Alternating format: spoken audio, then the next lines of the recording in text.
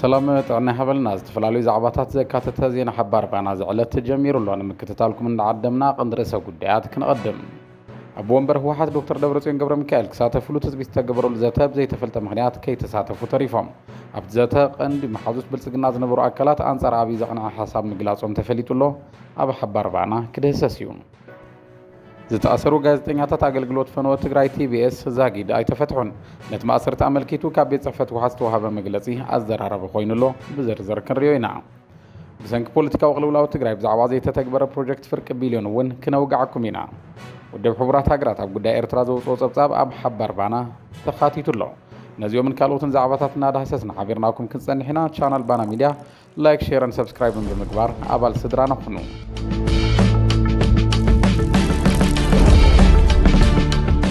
ኩናት ተጠው ንኽብል በቐጥታ ፈነው ኣብ ዝጉስጉስ መድረኽ ክርከቡ እዮም ተባሂሎም ትፅቢት ተገብረሎም ኣቦ ወንበር ህወሓት ዶክተር ደብረጽዮን ገብረ ሚካኤል ከም ዘይተሳተፉ ተፈሊጡ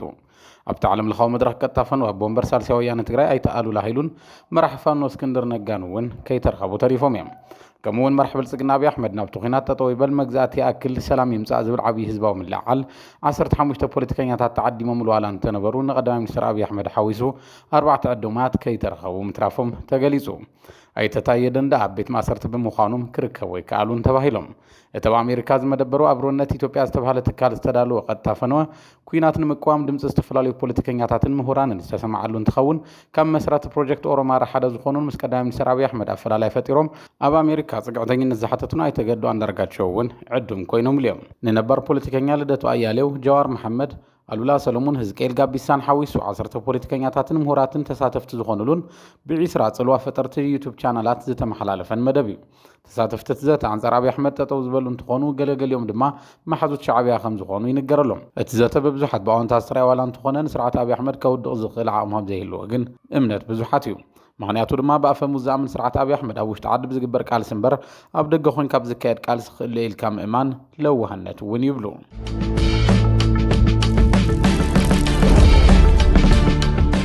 ብሰንኪ ፖለቲካዊ ቅልውላው ትግራይ ዛጊድ ዘይተጀመረ ፕሮጀክት ደገፍ ንሰላም ክጅመር እዩ ተባሂሉ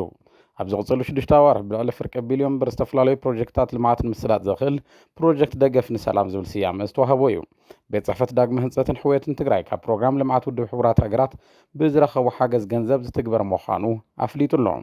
ኣብ ምጅማር እቲ ፕሮጀክት ኣመልኪቱ ሎሚ ኣብ ዝተኻየደ መድረኽ ሓላፊ እቲ ቤት ጽሕፈት ኢንጂነር ቴዎድሮስ ገብረ እግዚኣብሔር ሓደ መተሓሳሰቢ ኣቐሚጦም እቲ ፕሮጀክት ቅድም ኢሉ ክጅመር ዝነበረ ዋላ እንትኾነ ብሰንኪ ፖለቲካዊ ኩነታት ትግራይ ግና ተደናጊኡ ክጸንሕ ከም ዝተገደደ ኣመላኺቶም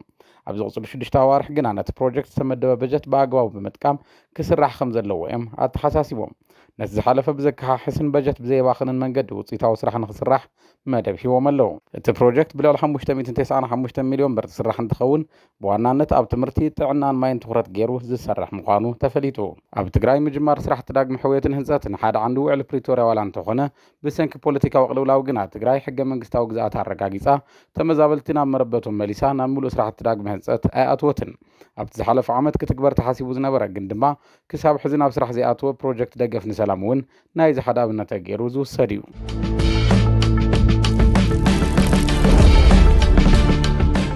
ክልተ እዳው ምሉኣት ኣይኮናን ነፍሲ ወከፍ እዳው ከም ኩሉ ሰብ ዝሰርሕ 5 ጻብዕቲ የብለነን ኣፈጣጥራ ኣጋሩ እውን እንተኾነ ከም ሃገር ኣይኮናን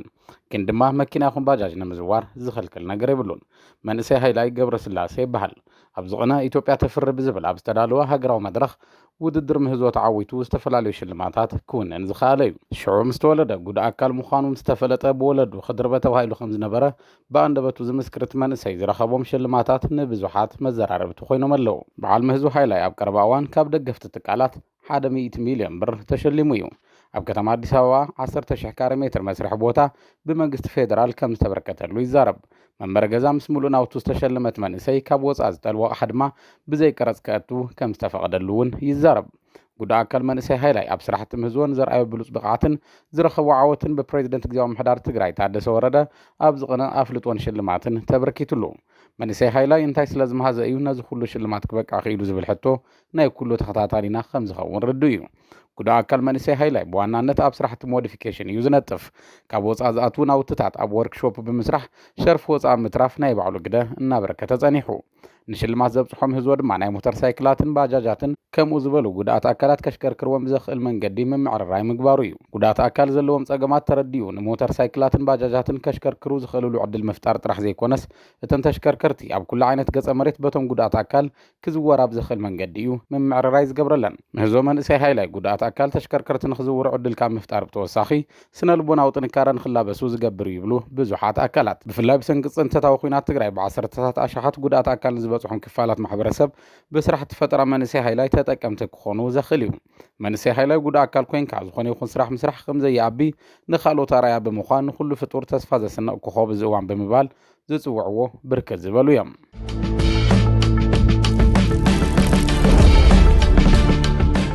አገልግሎት ፈነወ ትግራይ ቲቢኤስ ኣብ ከተማ ኣክሱም ዝተኣሰሩ ጋዜጠኛታቱን ሰብ ሞያን ንኽፍትሑን ቢሮ ሰላምን ጸጥታን ኣብ ጸሓፎ ደብዳቤ ሓቲቱ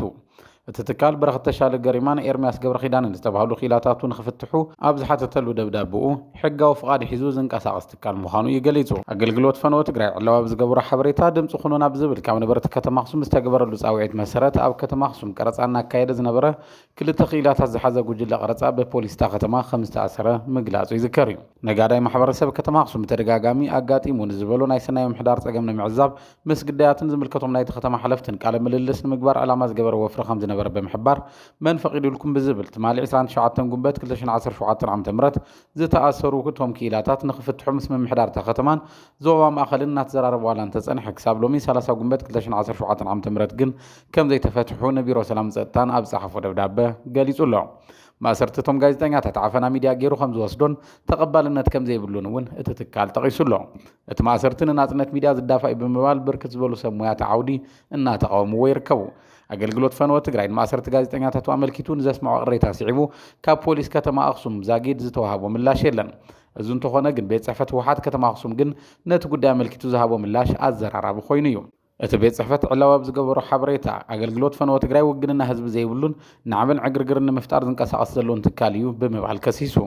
እቶም ጋዜጠኛታት ንጎህ ሰዓት ሓደን ፍርቃን ኣብ ዕዳጋ ከተማ ኣክሱም ፍቓድ ዝምልከቱ ኣካል ከይሓዙ ቀረጻ እናካየዱ ብምጽንሖም ከም ዝተኣሰሩን መን ከም ዝለኣኾም ከም ዘይፍለጥን እዩ ገሊጹ ቤት ጽሕፈት ውሓት ከተማ ኣክሱም እቲ ማእሰርቲ ዝኾነ ሕጋዊ ሚድያ ኣብ ዝኾነ ቦታ ተንቀሳቒሱ ናይ ምስራሕ መሰሉ ዝዳፋእ ናይ ዓፈና ተግባር ምዃኑ ዝገልጹ ኣካላት መግለፂ ቤት ጽሕፈት ውሓት እታ ከተማ ድማ ዝኾነ ዓይነት ሕጋዊ ተቐባልነት የብሉን ይብሉ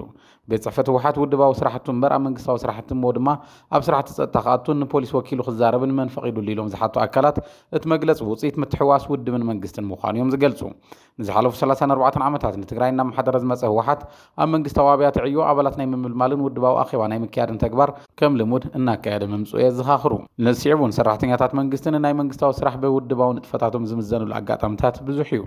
ምትሕዋስ ውድባውን መንግስታውን ስራሕቲ ዝወለዶ ድማ ቤት ጽሕፈት ውሓት ንፖሊስ ወኪሉ መግለፂ ክህብ ተራእዩ ኣሎ ቤት ጽሕፈት ውሓት ከተማ ኣክሱም ኣብ ዘይጉዳዩን ሓላፍነቱን ኣትዩ ዝሃቦ መግለፂ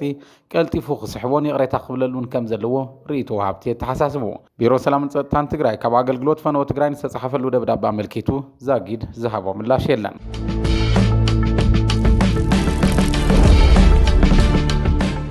ሰራዊት ኤርትራ ሕዝቡን ኣብ ውሽጢ ግዛኣት ትግራይ ከም ዝርከብ ውድብ ሕቡራት ሃገራት ኣፍሊጡ ኩነታት ሰብኣዊ መሰላት ኣብ ኤርትራ ብዝብል ኣብ መበል 59 ዋዕላ ቤት ምክሪ ጸጥታ ውድብ ሕቡራት ሃገራት ዘቕረበ ጸብጻብ ከም ዘመልክቶ ሰራዊት ኤርትራ ብኮሚሽን ዶብ ኢትዮ ኤርትራ ንኢትዮጵያ ዝተበየነላ ብዙሓት ቦታታት ከይተረፈ ከም ዝርከብ ገሊጹ ኣሎ ኣብ ዓሊተና ሰብያ ወራዕትለን ዛላምበሳና ሓዊሱ ኣብ ወረዳታት ኢሮብ ጉለመኸዳ ገላን ታሕቲ ሃዲያውን ሰራዊት ኤርትራ ከም ዝርከብ ኣመልኪቱ ኣሎ እቲ ጸብጻብ ኣብ ጉዳይ ሰብኣዊ መሰላት ኤርትራ ፍሉይ ጸብጻቢ መሐመድ ዓብዱል ሰላም ባቢከር ኢትዮጵያን ኤርትራን ብመሰረት ውዕል አልጀርስ ኮሚሽን ዶብ ኢትዮ ኤርትራን ዶባተን ክሕንጽጽ ኣለወን ኣብ ከይደ ፈጻጽማ ንድሕንነት ነበርቲ ቀዳምነት ክወሃቦ ይግባእ ኢሎም መንግስቲ ኤርትራ ኣብ ልዕሊ ዜጋታቱ ዝፍጽሞ ኩሉ ዓይነት ግህሰት ሰብኣዊ መሰላት ከም ዘለዎ ኮይኑ ሰራዊቱ ተቆጻጺሮም ኣብ ዝርከቡ ከባቢታት ትግራይ እውን ከበድቲ ጥሕሰታት ሰብኣዊ መሰል ከም ዝፍጽም ኣመልኪቱ እዚ ድማ ኣረመናዊ ቅትለት ዘይግቦ ማእሰርቲ ጾታውን ንጾታ መሰረት ዝገብር ዓመፅን ክትራን ኣገዲድካ ምፍንቓል ጉሕለትን ዕንወትን ንብረት መግረፍቲ ኢሰብኣዊ ኣተሓሕዛ ንህፃናት ሓዊሱ ኣገዲድካ ውትድርና መናእሰይ ከም ዘካትት ተሓቢሩ ሰራዊት ኤርትራ ተቆጻጺሮም ኣብ ዘለዉ ቦታታት ትግራይ ዘለዉ ንጹሃት ዜጋታት ምምሕዳር ትግራይ ተቆጻጺሮም ናብ ዝርከቡ ቦታታት ንኸይንቀሳቐሱ ምክልኻልን ሰዓቱ ተእቶን ሓዊሱ ከቢድ እገዳ ምንቅስቓስ ከም ዝግበረሎም እውን ኣቃሊዑ ኣሎ ብመሰረት ጸብጻበት ዝግበር ክልከላ ምንቅስቓስ ማሕበረሰብ ንኽፈላለ ዘመድ ኣዝማድ ንኽረሓሓቕ መሰረታዊ ኣገልግሎትን ሰብኣዊ ሓገዛትን ንኸይረክብ ይገብሮ ኣሎ ካብ ወረዳታት ኢሮብን ጉሎ መኽዳን ዝወፁ ሓበሬታታት ከም ዘመልክትዎ መንእሰይ ወለዶ ከባቢ ፈሊሱ እዩ እቲ ቤት ምኽሪ ጸጥታ ውድብ ሕብራት ሃገራት ዘቐረበ ፍሉይ ጸብጻብ እውን ነዚ ዘረጋግጽ ነበርቲ ብፍላይ ድማ መናእሰይ ተገዲድካ ውትድርናን ምስዋርን ብምስጋእ ነቲ ቦታ ገዲፎም ይወፁ ኣለዉ ይብል ካብዚ ብተወሳኺ ጸብጻብ ኣብ ምብራቕ ኣፍሪካ ጎነፅን ለውጢ ልፍንትን ብምፍጣሩ ዞባዊ ዋልታታት ከም ዝተፈጥሩ የመልክት ኤርትራን ዕጡቓት ጉጅለታት ምብራቓዊ ሱዳን ንስልጣን ሓዊሱ ንሰራዊት ሱዳን ትሕግዘላ ብምባል ከሲስዋ ኣሎ እቲ ጸብጻብ ውድብ ሕብራት ሃገራት መግለጽ ጀነራል መሐመድ ዳጋሎን ኤምባሲ ኣሜሪካን ከምኡውን ካብ መራሕቲ ብልጽግና ስሙዑ ዘለው ተኸታተልቲ መግለጽታትን እንትራኸቡ ኣብ ልዕሊ ኤርትራ ዝተሓሰበ ነገር ከም ዘሎ ዘመላኽቱ እዮም ዝብሉ ተንተንቲ ፖለቲካ ምብራቕ ኣፍሪካ ብዙሓት እዮም ኣብ ኤርትራ ኢትዮጵያን ዛንዚባርን መሰረት ገይሮም ኣብ ጎነፅን ሰላምን ምርምር ዘካየዱ ፕሮፌሰር ሸትል ትሮንቮል ኣብ መንጎ ኤርትራን ኢትዮጵያን ኩናት ከም ዘይተርፍ ይዛረቡ ፕሮፌሰር ትሮንቮል እቲ ሕቶ መዓዝ ይጅምር ዝብል እምበር ዘይተርፍ እዩ እዮም ዝብሉ ኣብዚ እዋን ኣባል ፓርላማ ብልጽግና ዝኾኑ ኣምባሳደር ዲና ሙፍቲ ሰራዊት ኤርትራ ኣብ መሬት ትግራይ ኣሎ ንኽወፅእ ማሕበረሰብ ዓለም ጽዕንቶ ክገብር ኣለዎ ዝብል ጽሑፍ ኣብ ሆርን ሪቪው ኣስፊሮም እዮም ዲና ሙፍቲ መንግስቲ ኤርትራ ንኢትዮጵያ ጥራሕ ዘይኮነስ ንምብራቕ ኣፍሪካ እውን ይሕምሳ ከም ዘሎ ምግላጾም ሚኒስትር ምክልኻል ኢትዮጵያ ኢንጂነር ኣይሻ መሐመድ ከም ሃገር ዘይቁፀሩ ሃገራት ብዛዕባ ኢትዮጵያ ከውጉዕ ምስማዕ ዝተለመደ እዩ ምባለን ኩነታት ኢትዮጵያን ኤርትራን ናበይ የምርሕ ከም ዘለዎ ዘመላኽት እዩ ኣብ ሰሙን መራሒ ጉጅለ ዳዕመል ሰሪዕ ጀነራል መሐመድ ዳጋሎ ሐሚቲ ኤርትራ ንሰራዊት ሱዳን ትድግፈላ ብምባል መኽሳሶም ኣምባሳደር ኣሜሪካዊ ኢትዮጵያ ኤርቪን ማሲንጋ ኢትዮጵያ በሪ ባሕሪ ንምርካብ ንትገብሮ ዲፕሎማስያዊ ጻዕሪ ኣሜሪካ ከም እትድግፎም ዝራወን ብርግጽ እውን ብድሕሪ ሕቶ ባሕሪ ኢትዮጵያ ዘሎ ኣካል መን ምዃኑ ብግልጽ ዘረኣየ ይብሉ ገለ ርእይቶ ወሃብቲ ስርዓት ብልጽግና ኣብዚ እዋን ጉዳይ ባሕሪ እቲ ቀዳማይ ኣጀንድኡ ዝገብረሉ ምኽንያት ካብ ኣሜሪካን ሕቡራት ዓረብ ኤምሬትስን ደገፍ ስለ ዘለዎ እዩ ዝብሉ እውን ኣለዉ ቅድሚ 6 ዓመታት ንህዝቢ ትግራይ ንምጥፋእ ዘይቅዱስ ቃል ኪዳን ኣሲሮም ዝነበሩ ስርዓታት ሻዕብያን ብልጽግናን ኣብዚ እዋን ኣብ ፕሮፓጋንዳ ቃላት ይርከቡ ናብ ኩናት ክኣትዉ ይኽእሉ እዮም ዝብሉ ስጋታት እውን እናዘያዱ ይመፁ ኣለዉ ብስርዓት ብልጽግና ተዓዲሙ ኣብ ልዕሊ ህዝቢ ትግራይ መስካሕ ክሕገበን ዝፈጸመ ሰራዊት ሻዕብያ ብርግጽ እውን ኣብ ግዛት ትግራይ ከም ዝርከብ ዘጠራጥር ኣይኮነን ብልጽግና ነዚ ከም ሽፋን ተጠቒሙ ናብ ኩናት ንምእታው ዝገብሮ ዘሎ ሸበድበድ ግና ኣብዚ ዞባ ቅልውላው ዝፈጥሩ ይብሉ ተንተንቲ ፖለቲካ ስርዓት ብልጽግና ሕዚ ዘልዕሎ ዘሎ ጉዳይ ግዛት ብዛዕባ ሉዓላውነት ተሓሳሲቡ ኣይኮነን እንታይ ደኣ ኣብ ውዕለ ኣስመራን ጅዳን ዝተኣተወሉ ቃል ስለ ዝተጠለመ እዩ ዝብሉ ብዙሓት እዮም ክልተ ሰብ ውዕለ ትግራይ ዝኾኑ ነባራት ተጋደልቲ ዓሪፎም ተጋዳላይ ምክትል ኮሚሽነር ጀነራል ታደሰ መሰረትን ተጋዳሊት ኮሎኔል ውህደት ነጋን ብምክንያት ዝሓድሮም ሕማም ካብ ዝዓለም ድኻም ከም ዝዓረፉ ተሓቢሩ ኣብ 1950 ዓ.ም ኣብ ከተማ ዓድዋ ዝተወለደ ተጋዳላይ ታደሰ መሰረት ገብረ ማርያም ኣብ መትንታት ውሽጣዊ ስርዒት እናተቓለሰ ጸኒሑ ኣብ 1970 ዓ.ም ናብ ሜዳ ብምውራድ ክሳብ ውድቀት ስርዓት ደርጊ ሙሉእ ገድላዊ ዕማሙ ዝፈጸመ ገዲም ተጋዳላይ ምዃኑ ማህደር ታሪኹ የረድእ ድሕሪ ውድቀት ስርዓት ደርጊ ኣብ ፖሊስ ፌደራል ኢትዮጵያ ሓላፊ ምጽራይ ገበን ኮይኑ ነዊሕ ዘገልግለን ኣብ ብሔራዊ ባንኪ ኢትዮጵያ ኣብ ዝለዓለ መዝነት ዝሰርሐን ምዃኑ ኮሚሽን ፖሊስ ዘውፅኦ ሂወት ታሪኹ የዘኻኽር ኣብ እዋን መኸተ አንጻር ጽንተት ህዝቢ ትግራይ እውን ገድላዊ ግቡእን ዝፈጸመ እንትኸውን ካብ 2014 ዓ.ም ጀሚሩ ኣብ ዝተኻየደ ዳግመ ምጥያሽ ኮሚሽን ፖሊስ ትግራይ ብብርኪ ምክትል ኮሚሽነር ጀነራል ሓላፊ ዘፈር ምጽራይ ገበን እቲ ኮሚሽን ኮይኑ ከም ዝሰርሐ ኮሚሽን ፖሊስ ትግራይ ሓቢሩ ኣብዚ እዋን ኣብ ዕረፍቲ ስራሕ እናሃለወ ብምኽንያት ዝሓድሮ ሕማም ሎሚ ጉንበት 30 2017 ዓ.ም ዝዓረፈ ምክትል ኮሚሽነር ጀነራል ታደሰ መሰረት ስነ ስርዓት ቀብሩ ባሕቲ ሰነ 2017 ዓ.ም ንጎሆ ሰዓት 1 ኣብ ምዕራፍ ሓርበኛታት ቤተ ክርስቲያን ጽርሐ ኣርያም ካቴድራል እንዳ ገብርኤል መቐለ ክፍጸም እዩ ብተመሳሳሊ ዜና ሌተናል ኮሎኔል ውህደት ነጋ ብዝሓደረ ሕማም ኣብ ዓይደር ሆስፒታል ሕክምና ክትከታተል ድሕሪ ምጽናሕ ትማሊ 29 ጉንበት 2017 ዓ.ም ከም ዝዓረፈት ተፈሊጡ ተጋዳሊት ውህደት ነጋ በዓልቲ ሓዳርን ኣዶ 3 ቆልዑን እያ ነይራ ስነ ስርዓት ቀብሪ ኮሎኔል ውህደት ነጋን ብጾታን መቃልስታን ኣብ ዝተረኸብሉ ሎሚ ቀዳም 30 ጉንበት 2017 ዓ.ም ሰዓት 8 ድሕሪ ቀትሪ ኣብ እንዳ ገብርኤል ካቴድራል ቤተ ክርስቲያን ማእኸል መቃብር ሓርበኛታት ትግራይ ተፈጺሙሎ ቻናል ባና ሚድያ ብሞት ክልቲኦም ነባራት ተጋደልቲ ዝተሰምዑ ሓዘንና ገለጸ ንስድራ ክልቲኦም ስዋዓት ምጽንዕና ኣይምና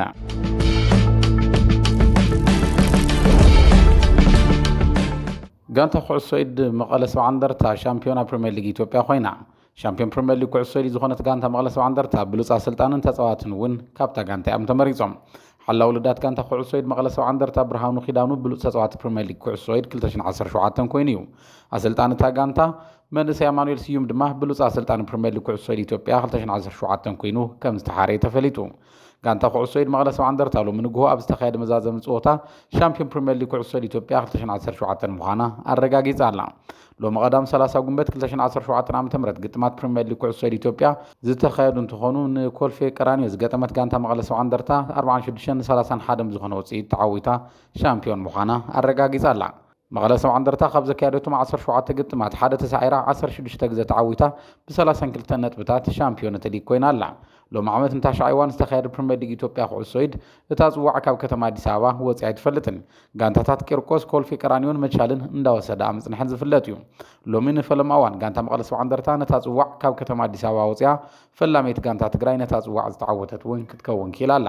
ጋንታ ኩዕሶ ኢድ መቐለ 70 እንደርታ እቲ ጄኖሳይዳዊ ኩናት ዝፈጠሮ ጸቕጥን ስነ ልቦናን ሕፅረት በጀትን ተጻዊራ ሻምፒዮን ብምዃና ኣብ ደገፍታ ዝለዓለ ፍናን ዝፈጠረ እንትኸውን ዓወትታ ጋንታ ኩዕሶ ኢድ ኣብ ጋንታ ኩዕሶ እግሪ መቐለ 70 እንደርታ ዘሎ ውፅኢታውነት ዝጎደሎ ኣካይዳን ምምዕራይ ወነን ምልዕዓልን ክፈጥሩ እዩ ተባሂሉ ተፅቢት ይግበር።